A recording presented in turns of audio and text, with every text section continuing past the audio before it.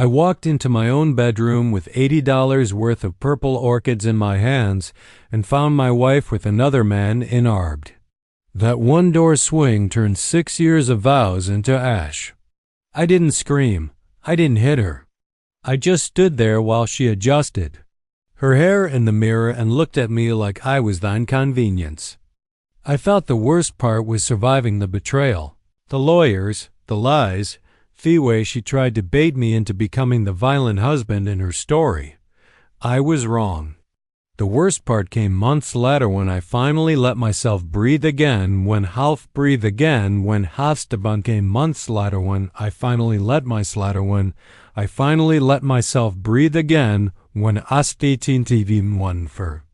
I met someone kind, someone real, and my ex decided she'd rather see us dead than see me move on. 1 second, I'm laughing in a parking lot with my new girlfriend. The next, an engine is screaming toward us like a missile. And the question that still haunts me isn't what she did. It's why I almost didn't see it coming. Before I share my story, I want to know you are here with me. Just say listening in the comments or tell me where you're watching from. I love seeing how far a story like this can reach. Sometimes knowing someone is there makes all the difference. If you've ever been blindsided by someone you loved or you're still trying to put yourself back together, I hope you'll stay with me. And if you want more real stories told with honesty, no fluff, no filters, please subscribe. It helps more than you think, and it tells me I'm not alone telling the truth out loud. My name is Briar Lockage. And now let me tell you everything. My name is Briar Lockage. I'm 31 years old and I live in Charlotte, North Carolina. I work as an operations data project manager for a logistics tech company in Uptown. The kind of job where your calendar owns you and your phone never really stops buzzing. I'm telling this the way it unfolded straight through because looking back now, I understand that every reaction I had, every pause, every decision to stay calm instead of exploding was shaped long before my marriage ever began. There is one rule that has been welded into me since childhood. I will never become the kind-off person who makes someone else afraid. I learned that rule early watching my mother scream and throw things in the middle of the night. Plates shattering, doors slamming while my father stood there, silent shoulders, rounded eyes shallow. I learned what fear looks like on someone you love. And I promised Edmus I would never be the man who puts that look on another face. Losing control terrifies me, more than buying wrong. From the outside, my life looked exactly like the brochure. A neat suburban house in Valentine with a 2-car garage, trimmed lawn, and sunlight that poured into the kitchen every morning. Our wedding photo sat on the shelf by the staircase. Delaney and White Me in a navy suit. Both of us smiling like we believed every word we'd said that day. 6 years married, no kids yet. Plenty of plans. The rhythm of our days hadn't collapsed. It had thinned. I worked long hours. Delaney worked part-time more out of obligation than ambition and complained often about being tired.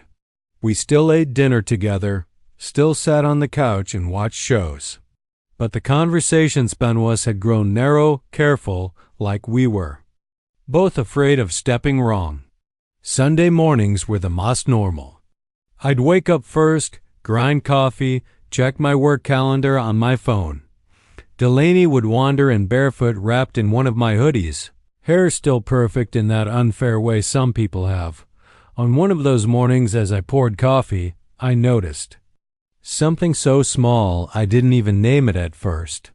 Her phone was face down on the counter. When I stepped closer to kiss her cheek, she slid it toward herself without looking a quick reflex like pulling a hand away from heat. I told myself what any reasonable husband would tell himself. Everyone deserves privacy. Don't invent problems. Still, something lodged quietly in my chest. Not fear, not suspicion, just a pinprick of awareness. That night after another dinner where we barely talked about anything real, Delaney snapped at me for answering an email while we were eating. Another time it was because I bought the wrong brand of something at the store. The arguments came on a schedule like storms you could almost set a watch by. Loud, disproportionate, exhausting. I suggested we slow down, talk things through maybe. Even see a counselor. She waved it off and said I was always trying to turn everything into an issue. I let it go. I almost always did. Sometime after midnight, I went downstairs for water. The house was quiet. On the kitchen counter were 12 glasses, both half-rinsed, both still stir with red. I stood there longer than necessary, convincing myself armless explanations. Maybe she poured one and didn't finish it. Maybe a friend stopped by. I didn't ask. I rarely did anymore. An email notification buzzed on my phone. My boss letting me know there was a chance I'd be sent to a 4-day industry expo in Nashville the following week. I closed the message and looked around the kitchen. The clean counters, the soft hum of the refrigerator, the life that looked stable. If you didn't listen too closely, it felt like something was missing, like a screw slowly backing out of a machine that hadn't failed yet. I went to bed believing this was just a rough patch, that if I tried harder, stayed calmer, everything would settle back into place. I was wrong about how fast someone can change roles. About a month before the Nashville trip, the quiet wrongness got louder. Not in obvious ways, in patterns. At a friend's birthday party, Delaney was flawless. She laughed at the right moment, slipped her hand into mine when people were watching, told a story about my job that made me sound perpetually stressed but well-meaning. "Breyer works too much," she said with a smile like it was a shared joke. People nodded sympathetically at me. I didn't realize until later that she was building a version of me that fit her narrative. The moment we got home, the switch flipped. She picked a fight over something meaningless, accused me of embarrassing her, twisted the event until I was apologizing without fully understanding why. That was the night it clicked. This wasn't just anger. This was image management, public calm, private chaos. I scheduled counseling the next week. I paid for it. I chose my own reputable. I even wrote a list of things I wanted to work on. Communication boundaries, the yelling. In the session, the therapist gently suggested that Delaney might escalate conflicts to avoid accountability. Delaney burst into tears, said she was being attacked, said I'd teamed up with a stranger to make her look unstable. She stood up and walked out mid-sentence. I followed her to the parking lot and stopped when she turned on me, eyes sharp, voice low. She said I was just like my father, weak, controlling, always trying to manage other people instead of facing myself. She knew exactly where to aim. I did arg. I couldn't. I recognized the tactic even as it worked. A week later, after another argument, Delaney said she needed air and disappeared for 2 hours. She didn't answer my calls. When she came back, she acted annoyed that I was worried. As she passed me, I caught a glimpse of a parking receipt sticking out of her jacket pocket. She snatched it away before I could read it. A few days after that, I noticed a calendar notification on our shared tablet. An appointment at a hair salon I didn't recognize scheduled. During hours, she told me she was working. I checked our phone records. There were multiple calls from a number I didn't recognize on the same day. That number was gone from her phone. I still didn't accuse her, but he understood what I was seeing. Someone was erasing tracks. One night, after a few drinks, she casually floated the idea of an open relationship. She framed it like maturity, like modern problem solving. I said no. Immediately. That wasn't who I was. She didn't argue. She just smiled and said, "One day you'll understand why people need options." The way she said it stayed with me. I spent the rest of that month in a state I can only describe as tired vigilance. Half of me wanted to believe grief and stress were to blame. The other half saw a system forming disappearances, erased calls, public performance, Private provocation. I had no proof, just patterns. I told myself there were two possibilities. Either this was a marriage in crisis that could still be repaired, or there was another life running parallel to mine, and I was standing outside the door. I didn't know yet that the door wouldn't creak when it opened. It would slam. 1 to 2 weeks before Nashville, the house started behaving like a lie that had learned how to breathe. Some days felt brittle, every word stretched tight enough to snap. Other days, Delaney was strangely soft, almost careful, as if she were compensating for something I couldn't see yet. That contrast did more damage than the fighting ever had. When someone yells, you know where you stand. When they smile at the wrong time, your footing disappears. One night, she cooked it in her from scratch. Not reheated leftovers, not something rushed, but a full meal with plates warmed in the oven and candles she hadn't used in years.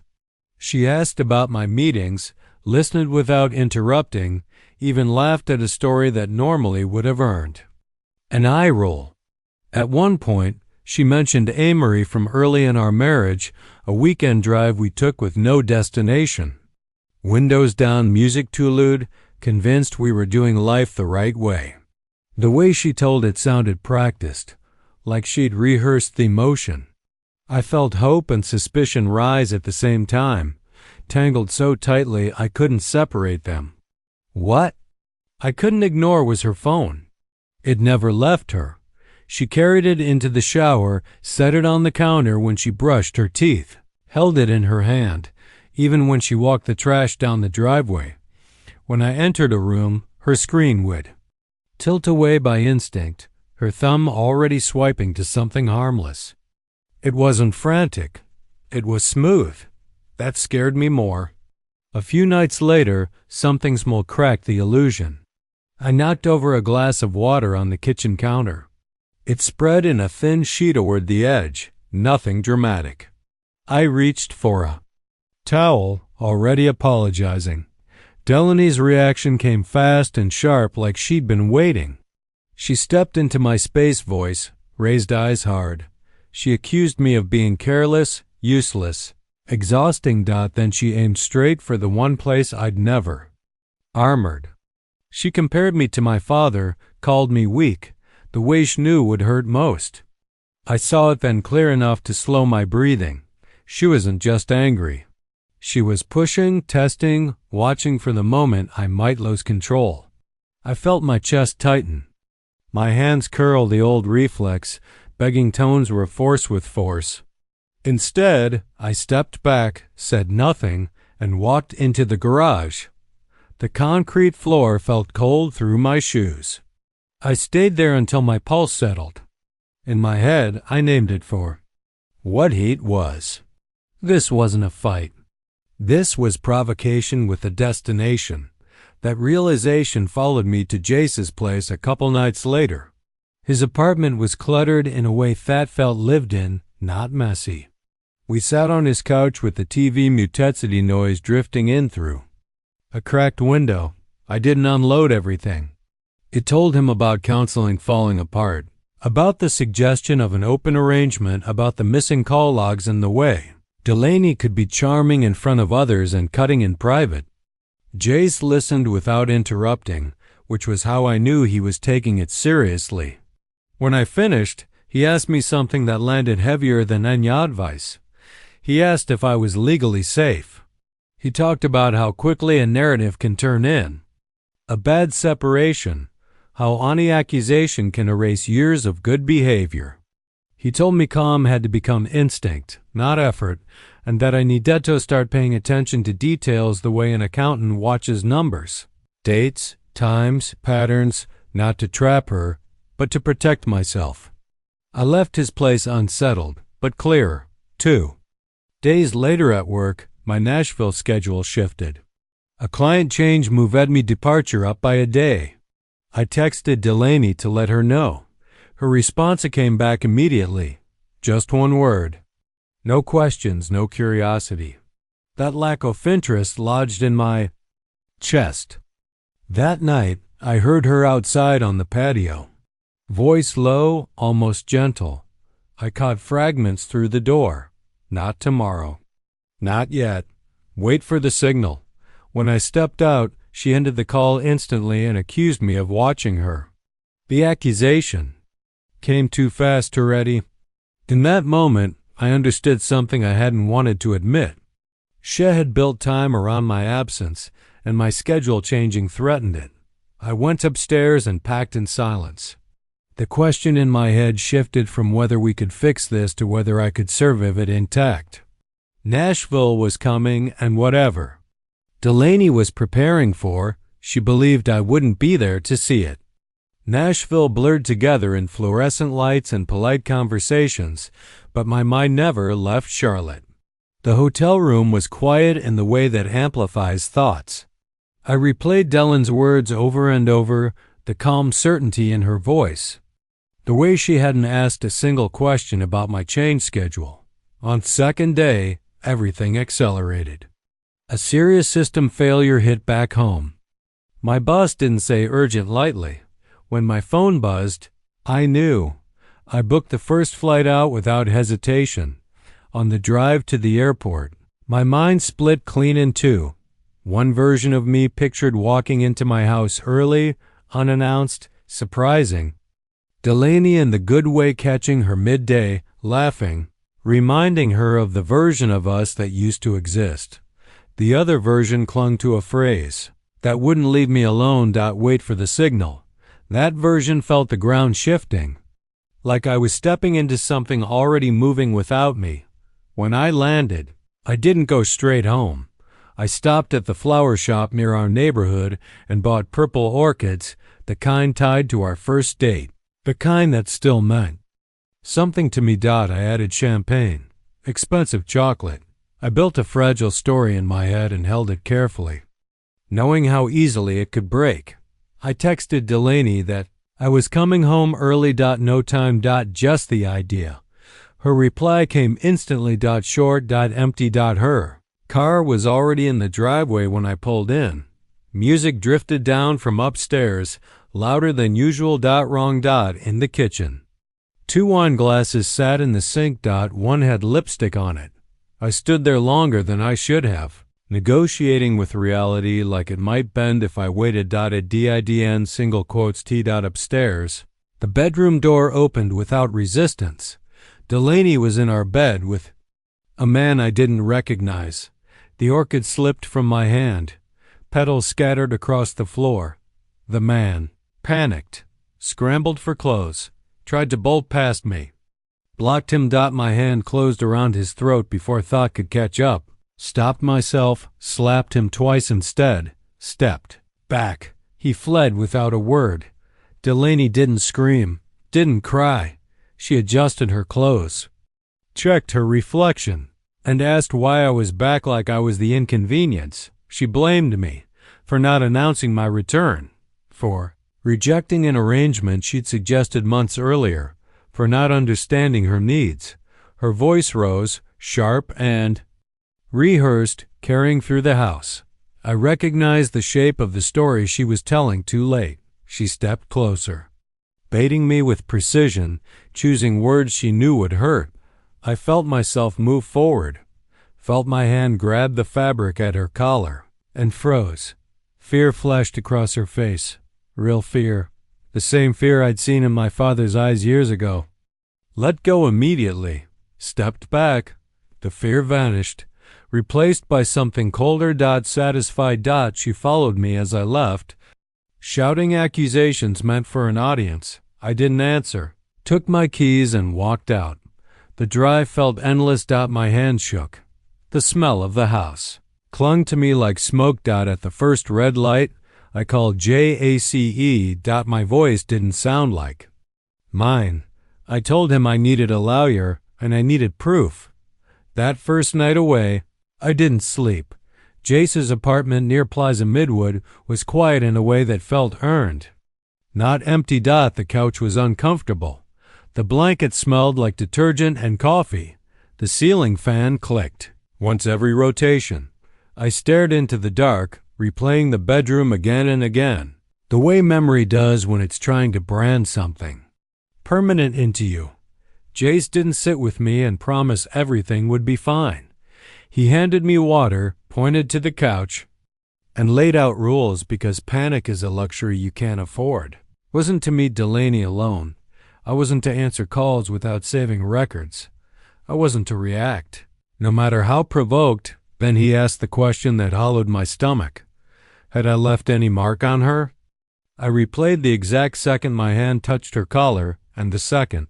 I let go. Nothing. No. Bruises. No scratches. The relief was instant and horrifying. 1 inch in either direction, and my life would already be ash. After midnight. My phone started vibrating. One message. Then another. Then a flood. Accusations stacked on insults, stacked on cruelty. She called me names that didn't belong to the man I thought I was. Then the messages shifted. They turned graphic. She compared me to Miles in ways designed to strip me down, completely describing his body, what he could do. What I supposedly never could. It was humiliation as strategy, provocation as bait. What she didn't realize was that she was confessing in writing. Jace took the phone from my hands and told me to start screenshotting immediately. Every message. Every. TIMESTMP. As if she sensed it. The messages began disappearing. Paragraphs vanishing mid-screen like they'd never existed. Kept capturing them. Instinct over thought now. She wasn't deleting them out of guilt. She was deleting them because she understood consequences. When it stopped. My phone felt heavy with proof. I felt sick not just from what she'd said, but from what it revealed she was willing to become. The next morning, Jace drove me to Mara Klein's office. Glass and steel. A place where emotion felt out of place. Mara didn't waste time. She reviewed the bedroom photos, the crushed flowers, the sheets. Then scrolled through the screenshots slowly. The evidence mattered, but what mattered more was that I stayed untouched by any accusation of violence. She laid out the plan with precision. Separate finances. Freeze. Shared cards. Change passwords. Document everything down to the hour. Assume every interaction was recorded, even when it wasn't. Serving the papers should have been simple. It wasn't. Delaney avoided the process server like a game. Did on T answer doors. Changed schedules. Her mother claimed she'd moved out of state. They finally caught her after a yoga class near South Park. Her response dragged time like she owned it. When paperwork came back, it hinted that I had a temper. No proof, just suggestion. Mara shut it down immediately. Late at night, I scrolled past wedding photos. Smiles. Promises. Grief cracked through me. Grief that didn't care about strategy or evidence. Then I looked back at the screenshots and remembered that memory and reality were no longer aligned. By the end of the week, I wasn't trying to win. I was trying to preserve truth. Months passed. Slow. Deliberate. My life narrowed to 3 places: the office, the courthouse, and a temporary apartment near uptown. Delaney's demands grew. Absurd. Retirement. Alimony. The house. And inventory down to utensils. She missed deadlines, changed positions, delayed everything because every delay cost me. Through friends, I learned she was still seeing Miles while asking the court to maintain her lifestyle with my income. Tried dating apps out of exhaustion. The conversations were hollow. The mornings after felt worse.